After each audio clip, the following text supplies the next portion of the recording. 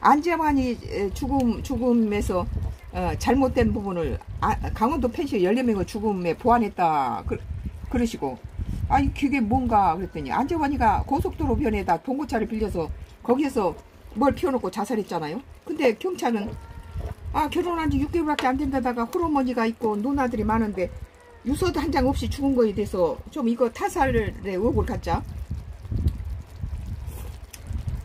나는 계속 Y기업에 정신조정으로 안재환이 죽었다 계속 주장하고 내 30개 블로그에다 계속하자. Y기업은 이거 자신을 다른 데다 돌리기 위해서 여론몰이로 전국에서 불특정 다수를 강원도 펜션, 부산 펜션에 모이게 해서 처음 본 인터넷으로 처음 만난 사람끼리 남자 둘 여자 하나씩 모여서 똑같은 유서를 쓰고 똑같은 방법으로 자살했어요. 14명이.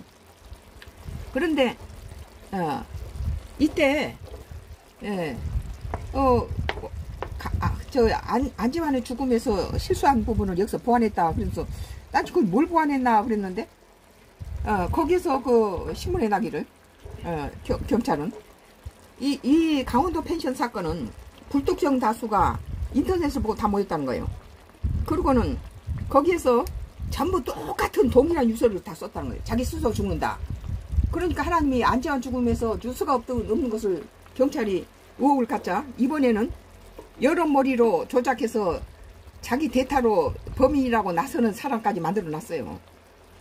근데 경찰은 자기가 계속 자기가 범인이라고 말한 사람이 이런 전국 각지에서 정신조정으로 인터넷을 통해서 강원도 펜션, 부산 펜션에 모이게 해서 정신조정을 하고 똑같은 유서를 쓰게 죽일 만한 인물이 못 됐다. 매우 평범하고 이런 능력이 없는 사람이었다.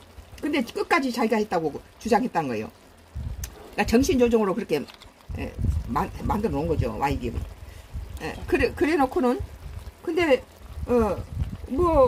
안재환의 죽음에서 실패한 부분을 여기서 보완했다는데 보니까 안재환에서 유서가 없는 것이 경찰에서 의혹을 갖자 이번에서는 전부가 다 동일한 유서를 썼다는 거. 자기 스스로 죽는다고. 근데 이번에 하나님께서는 강원도 펜션의 죽음과 이태원 죽음이 똑같은 수법이다 그런 거예요. 그런데 이태원도 전국 각지에서 불특정 다수가 모였어요. 서울 사람만 죽는 게 아니에요. 그리고 강원도 펜션에서도 불특정 다수 전부 사람들이 만나서 거기는 뭐 강원도 사람만 죽는 게 아니라 서울 사람, 부산 사람, 광주 사람, 대구, 춘천 뭐 전부 전국 각지에서 인터넷을 보고 20, 30대가 다 모여서 죽었다는 거예요 이게. 그런데 이태원 사건도 마찬가지예요.